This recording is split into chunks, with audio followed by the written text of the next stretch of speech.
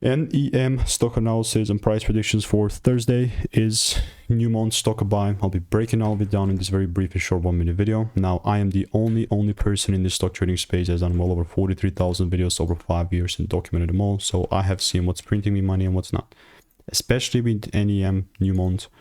Well, this is so good. This thing just keeps pumping and pumping and pumping. And what I'll do here, just mark up the top.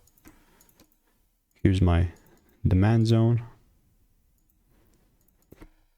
And how this would look like for me is that if the price pulls down and gives me a double break, then and only then I'm buying. If it's not the case, then bro, why the heck would I buy?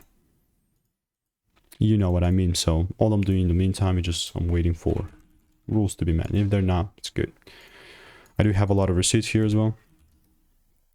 With like one results popping up, so that there's not a lot, so I'm lying to you.